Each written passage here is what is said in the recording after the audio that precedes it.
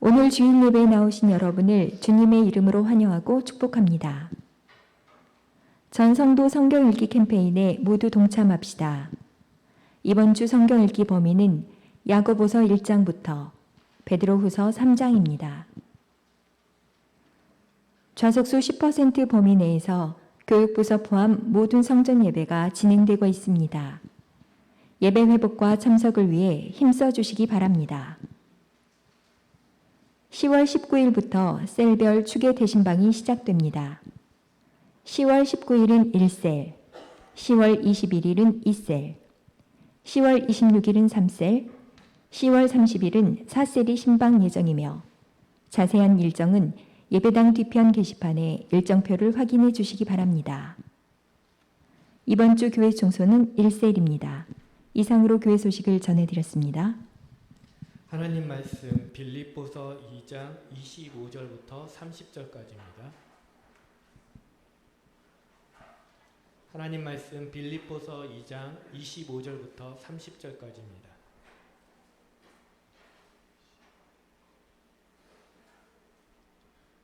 같이 한 목소리로 합독하겠습니다. 그러나 에바브로디도를 너희에게 보내는 것이 필요한 줄로 생각하느니 그는 나의 형제요 함께 수고하고 함께 군사된 자요 너희 사자로 내가 쓸 것을 돕는 자라. 그가 너희 무리를 간절히 사모하고 자기의 병든 것을 너희가 들은 줄을 알고 심히 근심한지라. 그가 병들어 죽게 되었으나 하나님이 그를 긍휼히 여기셨고 그뿐 아니라 또 나를 긍휼히 여기사 내 근심 위에 근심을 면하게 하셨느니라. 그러므로 내가 더욱 급히 그를 보낸 것은 너희로 그를 다시 보고 기뻐하게 하며 내 근심도 덜려 함이니라. 이러므로 너희가 주 안에서 모든 기쁨으로 그를 영접하고 또 이와 같은 자들을 존귀히 여기라.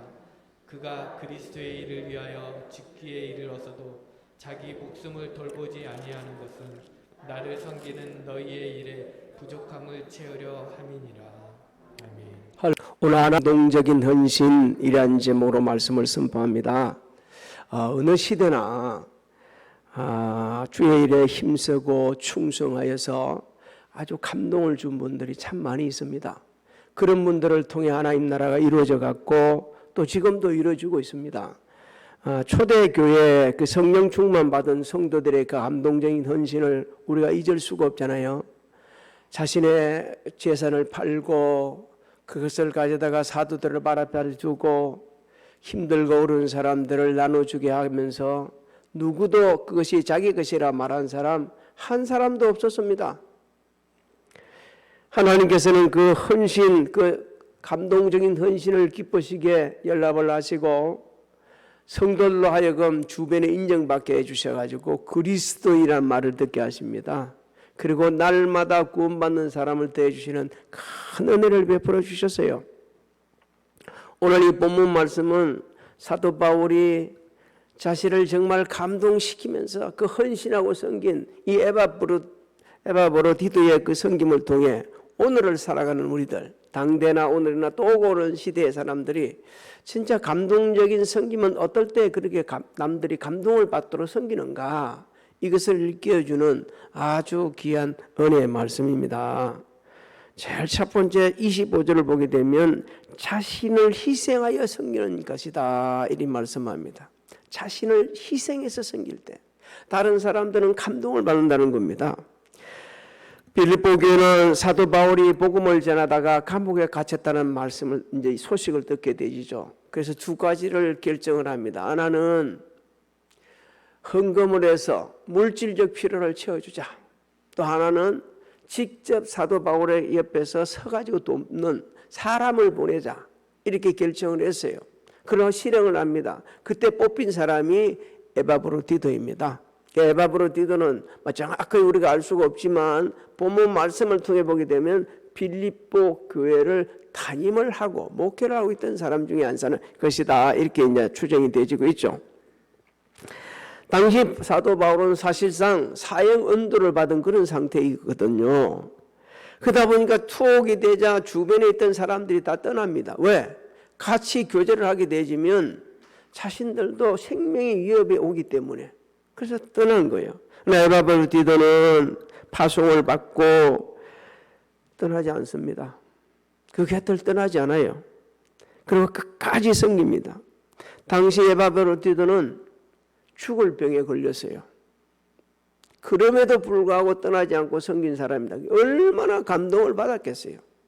아니 몸이 아파서 죽을 정도인데도 빌립보로 돌아가지 않고 계속 섬겼으니까 얼마나 감동을 받았겠어요. 그러면서 사도 바울이 에바브로디도에 대해서 구체적으로 설명을 해주고 있습니다. 에바브로디도가 누군가? 빌립보 교회 성도들이 더 잘할 거 아니에요. 보냈으니까. 그런데 빌립보 성도들이 보지 못한 부분을 하나하나 구체적으로 얘기해 주고 있는 거예요.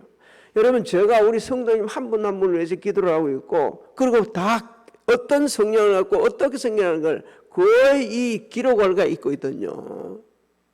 다른 사람이 모르는 부분을 알고 있거든요. 사도 바울이 그런 겁니다. 25절 한번 읽어봅니다. 어떤 사람인지 시작. 그러나 에바브로디도를 너희에게 보내는 것이 필요한 줄로 생각하노니 그는 나의 형제요 함께 수고하고 함께 군사된 자요 너희 사자로 내가 쓸 것을 돕는 자라. 자, 에바브로디도를 너에게 보는 것이 필요한 줄로 생각한다. 너무 아팠어. 죽음에 이르기까지 그런 상황에 빠져 있으면서도 섬긴 최선을 다한 그 에바브로디도를 이제는 빌립보 교회로 돌려보내고 싶다 이렇게 말을 하고 있는 겁니다. 그만큼 사랑하고 그만큼 고맙게 여기고 있다는 얘기예요. 그러면서 나의 형제다. 단순히 나의 형제라고 이런 게 아니에요. 진짜 예수 믿는 신자였다. 진짜 하나님의 자녀답게 합당하게 생각하는 사람이다.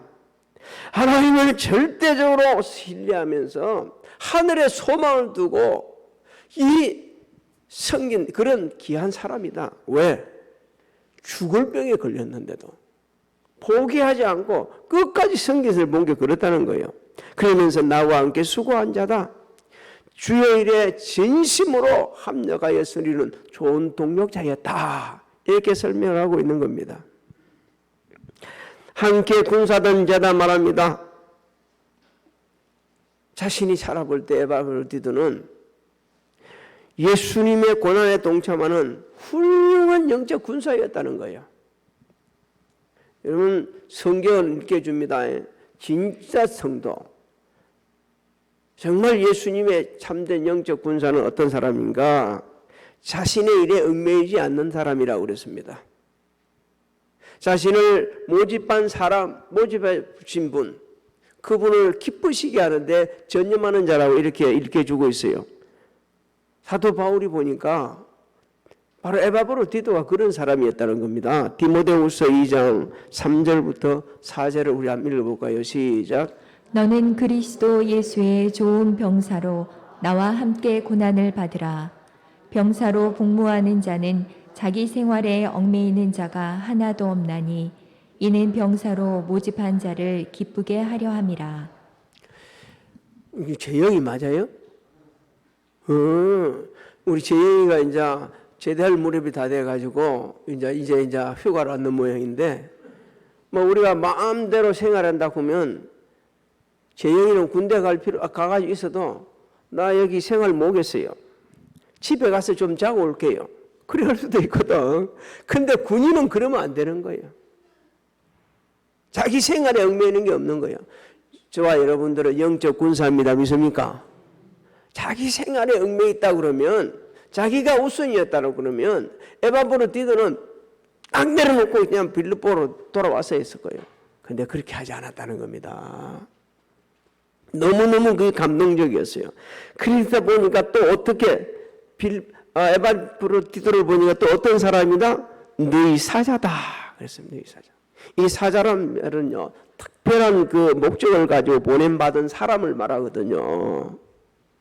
그래서 사도 바울이 에바브로디도에게 너희 사자다 이렇게 것은 빌립보교회 담임 목회자다 이렇게 하기 이전에 하나님께서 특별히 불러 세우신 주의 종이다.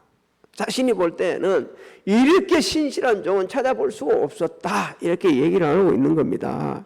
그러면서 마지막에 정리를 합니다. 내가 쓸 것을 돕는 자다. 이렇게 얘기하잖아요. 여러분, 내가 쓸 것을 돕는 자를 말하는 것은 특별하게 돕는 자였다 하는 거예요. 여러분, 이 단어는 아무한테나 사용하는 단어가 아니었습니다. 저도 발음이 안 좋지만 하도 중요한 단어라서 좀 헬라로 이야기한다면 레이투콘이라고 그럽니다. 이 단어는 아무한테나 사용하지를 않았어요. 어떤 사람에게 사용했느냐? 특별히 헌신한 사람들, 특별히 모든 일에 지원을 하고 자신의 돈을 자신이 살고 있는 그 도시, 자신이 섬기고 있는 교회, 자신이 섬기고 있는 그 지역에 정말 그 지역에 타랑해가지고 발전을 위해서 엄청난 돈을 이 돈으로 지원한 사람, 이 사람들한테 붙이는 단어가 바로 이 단어였어요. 돕는 자다. 당시 사회는 그런 사람들을 가리켜서 이렇게 특별히 돕는 자라는 이름을 붙였습니다. 사도 바울이 에바브로디도를 이렇게 특별히 돕는 자라고 이렇게 이름을 붙인 것은 딴 게 아니에요. 그 섬김이 너무너무 감동을 받았다는 거예요. 아파 죽겠는데도 불구하고. 여러분 아파봐서 알잖아요. 내가 아프면 만사가 귀찮합니다. 무슨 섬기기는 뭘 섬겨? 그게 조금 아픈 게 아니고 죽음에 이르게 된 거예요. 죽음. 이건 죽을 수도 있는 상황이에요. 그런 상황인데도 불구하고 이렇게 신실하게 주의 종으로서 예수 믿는 참된 사람으로서 영적 군사로서 특별하게 섬긴 것이 너무 감동이 돼가지고 오늘 우리에게 일깨주고 있고 그 시대에도 그렇게 전해주고 있는 거예요. 사랑하는 성도 여러분, 우리의 삶을 한번 돌아봅시다. 금년이 지금 다 지나가고 있잖아요. 얼마 남지 않았어요. 아니, 금년뿐만 아니라 지금까지 어떻게 살았는가 한번 돌아봅시다. 특별히 돕는 자라고 한마디로 정리하는 모습. 무엇을 위해 그렇게 특별히 일했는지, 무엇 때문에 그렇게 특별히 바빴는지, 무엇 때문에 그렇게 특별히 내가 내 시간을 그렇게 쪼개가면서 살았는지 한번 생각해 보시기 바랍니다. 오늘 우리 모두에게 지금 하나님께서 생각하게 하는 거예요. 지금 우리는 주의 일에 하나님께 베푸는 은혜에 감사하면서 정말 남은 인생 감동을 주는 그 헌신자들이 되시기를 주의 이름으로 소망합니다. 두 번째 주는 말씀이 26절에 기록되어 있는데 우리 같이 한번 읽어볼까요? 26절을 시작.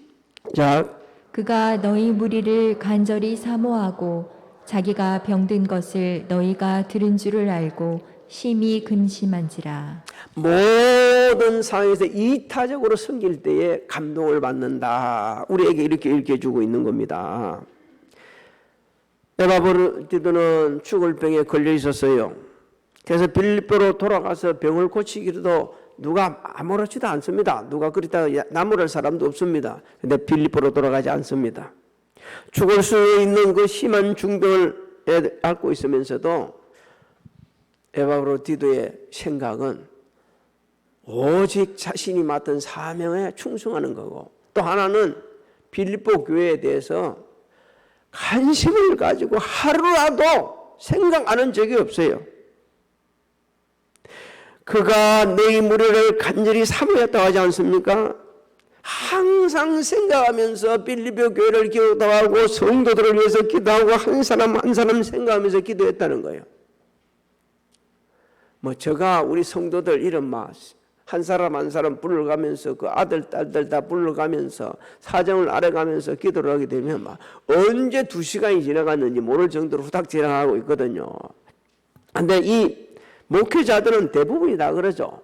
근데 사정이 좀 달라요. 우리하고. 저는 건강하지 않습니까? 근데 에바브로디도는 죽을 수 있다는 사망 선고를 눈앞에 두고서 지금 이렇게 했다는 것이 얼마나 감동을 받았겠어요. 저런 목회자가 있을 수 있어? 저런 사람이 있을 수 있어? 헐 정도로 그만큼 지금 감동을 받은 겁니다.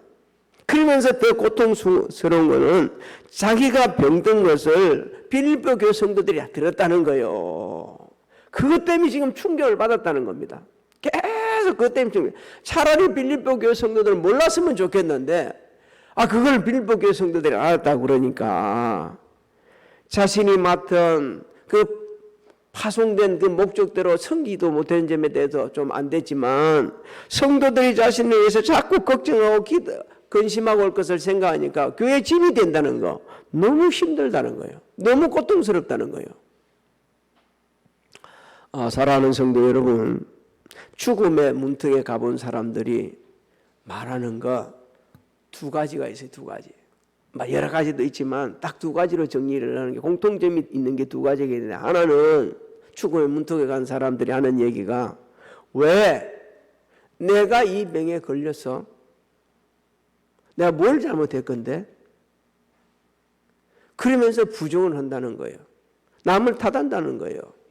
그런데 그리고 나서 사람들이 바뀌어지기 시작하는데 만약에 다시 한번 산다 그러면 나는 새롭게 살겠다. 지금처럼 안 살겠다.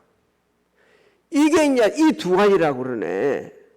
크게 정리하면 이 두 가지라는 거예요.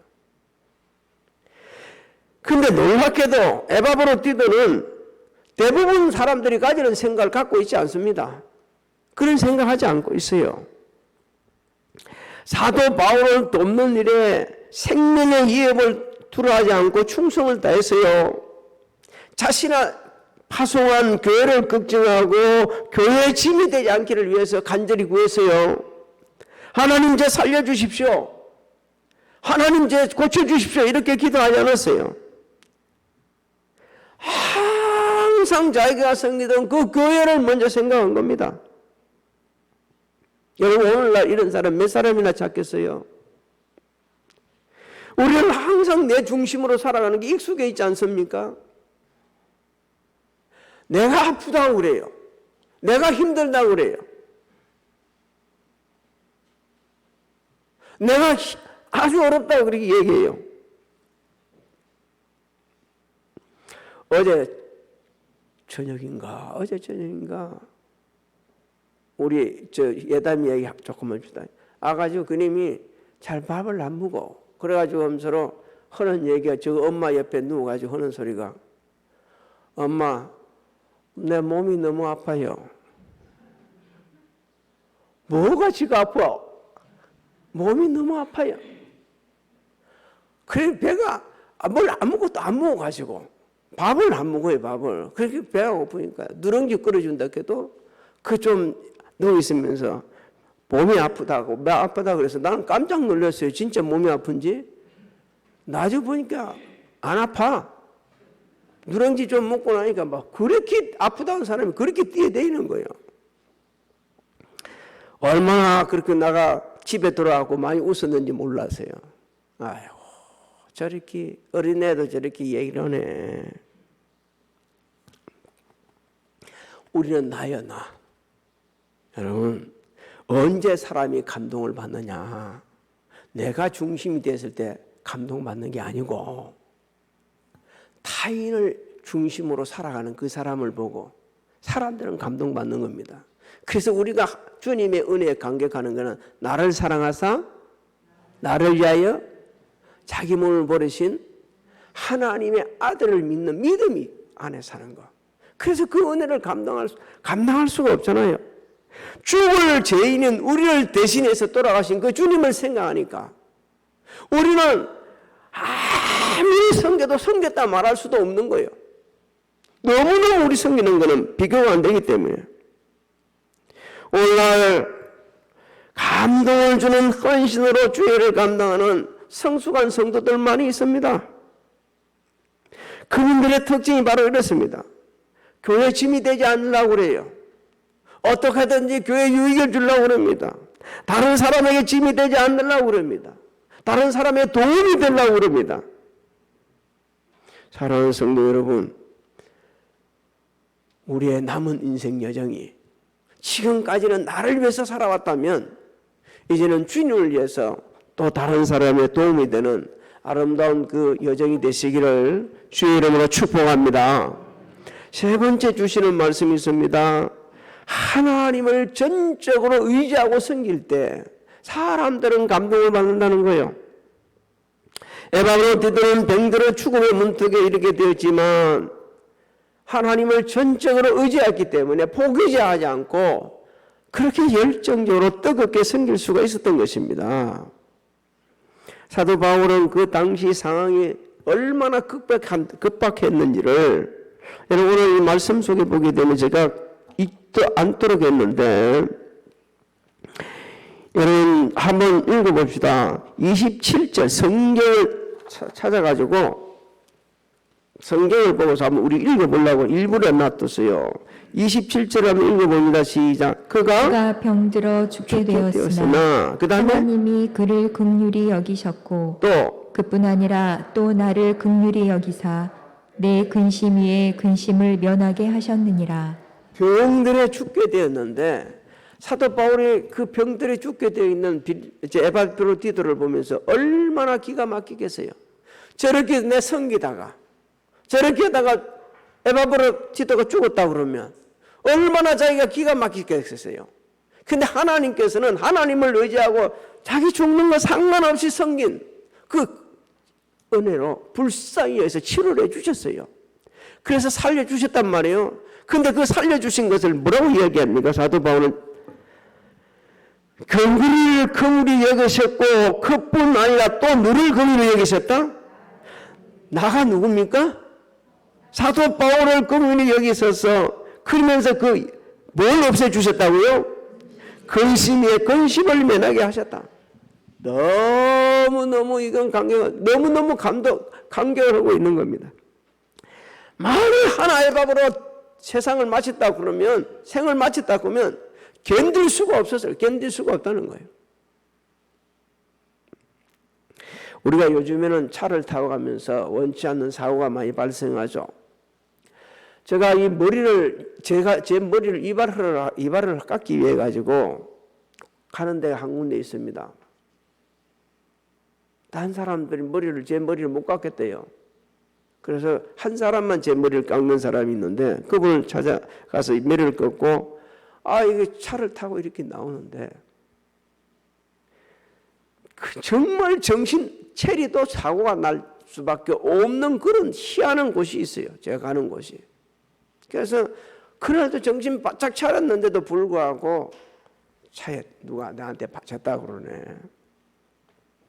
그래서 쳐다보고 내려갔어요. 내려가지고 어떤 아가씨요. 안 다쳤냐? 괜찮냐? 이렇게 물어보니까 제가 볼 때는 안 다친 것 같아. 그 당시 볼 때는. 그래서 내가 그 아가씨를 붙잡고 밤마에 울어가면서 이야기했어요. 너무 고맙다.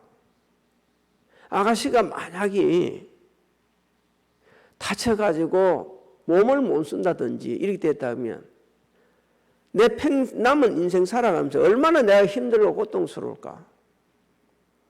아가씨 안 다쳐서 너무 고맙고 감사하니까 빨리 병원 가라. 그러니까 말이요. 나 진심으로 이야기했거든요. 그러니까 그 아가씨가 순간적으로 감동을 받는 거예요. 그러면서 자신은 어디를 가려고 그랬고 자신도 지금 사실은 병원에 가는 중이었는데 병원에 갈라 했고 이런 쭉 얘기를 하더라고요. 그러면서 괜찮다고 나 안 아프다고 아니 그래도 병원에 가라고. 그래야 그분 나중에 치료받고 나중에 다 끝났거든요. 막 크게 한 다친 건 없었지만 그래도 하나님의 은혜 가운데 깨끗이 치료를 받았어요. 우리가 살면서 난 너무너무 조심했는데도 그런 일이 벌어졌단 말이에요. 사도 바울은 자기를 섬기려고 온 사람이 죽음에 이러는 걸 보고서 말이에요. 제발 돌아갔으면 좋겠는데 안 돌아가고 막 그냥 숨이 넘어갈 것 같은 하나님의 성경을 보니까 너무 감동을 받으면서 너무 가슴이 아픈 거예요 지금. 근데 하나님 살려주세요. 하나님 살려주세요. 얼마나 기도했겠습니까? 고쳐주셨단 말이에요. 그래서 야, 하나님 내 근심 면하게 해주셔서 감사합니다. 어느 시대나 주의 일에 충성을 다하며 하나님을 의지하고 믿고 그 불을 짓는 자들에게는 응답해 주셨어요. 근심에서 회복시켜 주셨고 고난 속에서도 건져 주셨고 죽을 질병에서도 고초를 주셨습니다. 여러분 히스기야 왕 보십시오. 유다 왕 중에 굉장히 괜찮은 그 훌륭한 왕 중에 한 분이거든요. 그가 젊은 날, 진짜 젊은 날 이사야 선지자가 가지고 당신 죽으니까 빨리 후계 구대 하라고 그러니까 너무 기가 막혀서 울고 하나님 앞에 기도를 합니다. 당시 블레셋에 쳐들어와 가지고 나라는 위기가 처해 있죠. 하나님께서는 그 기도를 응답해 주시고 이사야 선지자가 멀리 가기 전에 다시 돌려가지고 보내가지고 당신 15년 더 산다. 그리고 블레셋 완전히 물리치게 될 거다 이렇게 이야기합니다. 사랑하는 성도 여러분, 주님을 의지하고 섬기는 사람들도 고난이 있습니다. 원치 않는 질병 들 수 있습니다. 그때 우리 해야 될 게 하나 있습니다. 하나님 앞에 기도하시기 바랍니다. 그럼 하나님께서 응답해 주세요. 시편 107편 19절로 21절을 우리 같이 한번 읽어봅니다. 시작. 미련한 자들은 그들의 죄악의 길을 따르고 그들의 악을 범하기 때문에 고난을 받아 그들은 그들의 모든 음식물을 싫어하게 되어 사망의 문에 이르렀도다. 이에 그들이 그들의 고통 때문에 여호와께 부르짖음에 그가 그들의 고통에서 그들을 구원하시되 그가 그의 말씀을 보내어 그들을 고치시고 위험한 지경에서 건지시는도다. 할렐루야. 하나님의 고치심과 회복하시는 은혜가 우리 모두에게 임하시기를 주의 이름으로 소망합니다. 사도 바울은 이제 그 사명이 끝나고 정말 충성스럽게 섬겼던 그 감동을 자기를 주었던 에바브로디도를 빌립보 교회를 이제 돌려보내고자 합니다. 그래서 빌립보 교회 성도들이 기쁨으로 영접해 주기를 원하고 있어요. 30절을 한번 읽어봅니다. 30절 시작. 그가 그리스도의 일을 위하여 죽게 이르러도 자기 목숨을 돌보지 아니한 것은 나를 섬기는 너희의 일의 부족함을 채우려 함이니라. 한 번 더 읽어봅시다. 그가 뭘 한다고요? 그리스도의 일을 위하여 죽기에 이르러도 자기 목숨을 돌보지 아니한 것은 나를 섬기는 너희의 일의 부족함을 채우려 함이니라. 그리스도의 일을 위하여 죽기에 이르기까지 섬겼지만 그 섬김 속에는 누구를 대신해서 빌립보 교회 성도들을 대신해서 섬긴 것이라고 그러면서 그 수고를 안아주라고 하고 있습니다. 사랑하는 성도 여러분, 우리는 남아있는 인생 여정에 한번 어떻게 살 것인가를 한번 조용히 한번 생각해 봐야 됩니다.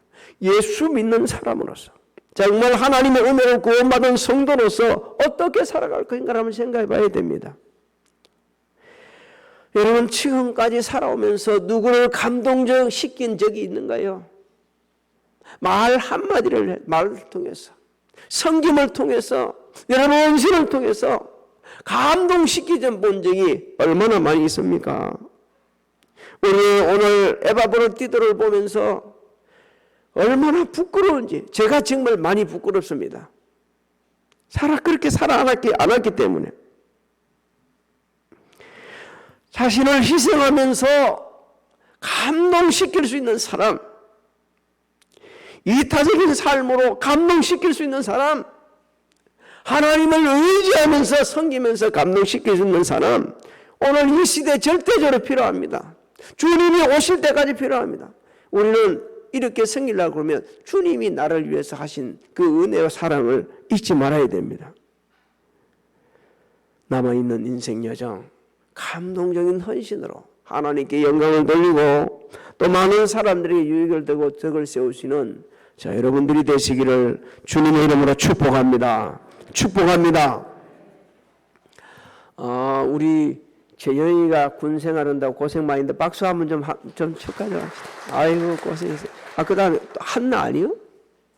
맞아요? 옆에는 남편이 머리를 저리 해놔놓은 게 저 신랑인지 아닌지 모르겠어요. 또 우리 오랜만에 앉는 성기도 같이 앉는 박수 한번 합시다. 아유 너무 감사합니다. 너무 감사합니다. 하나님의 은혜 가운데 이제 코로나가 잠잠해져 가고 다음 주부터는 더 여유 있게 모여도 괜찮다고 정부에서 그렇게 허락하고 있고 2주 후에는 이제 아마 우리가 꿈에 그리던 코로나와 함께 살아가는 그 일상적인 생활이 시작이 될 거로 지금 일이 되고 있는데 정말 그렇게 되었으면 좋겠습니다. 다음 주는 더 많은 분들이 와서 예배드려도 괜찮습니다. 그래서 성전 예배를 회복시키는데 제가 두 가지만 줍니다. 우리 성도들 첫째는 하나님 앞에 성전 예배가 회복되도록 뭘 해야 됩니까? 기도해야 됩니다. 너무 잘 알아요. 기도해야 됩니다. 그 다음에 두 번째는 해야 될 일이 뭐죠? 나오라고 초청해야 돼요. 우리 어른들만 하는 게 아니고 유치부, 주일학교, 중고등부 청장년들 여러분 전화하십시오. 이제는 나와도 된다. 괜찮다. 아마 여기 있는 분 중에 대부분이 거의가 다 2번 이상 맞았을 겁니다. 안 맞았나요?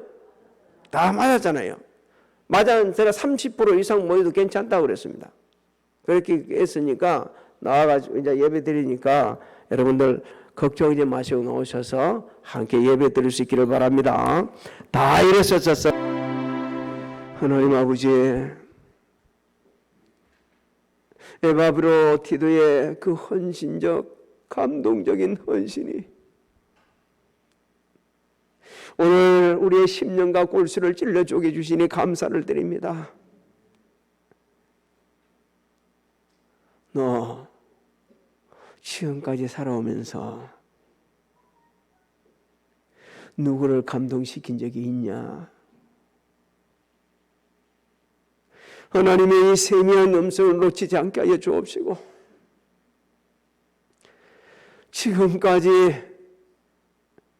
살아온 아버지 하나님이여 이 모든 것을 아시는 하나님, 남은 인생 여정 사람을 감동시키실 뿐만 아니라 하나님을 영화롭게 기쁘시게 하는 우리의 삶이 되도록 우리의 믿음을 다스려 주시옵소서. 지금은 우리 주 예수 그리스도의 은혜와 하나님 아버지의 만고하신 사랑하심과 성령님의 감화 감동 교통 내 역사하심이 성전에서 가정에서 각자 위치에서 예배드릴 사랑하는 성도들 머리 위에와 가정, 직장, 사업장, 자녀들 진행하는 일들 위에 지금으로부터 영원토록 함께 하실지어다.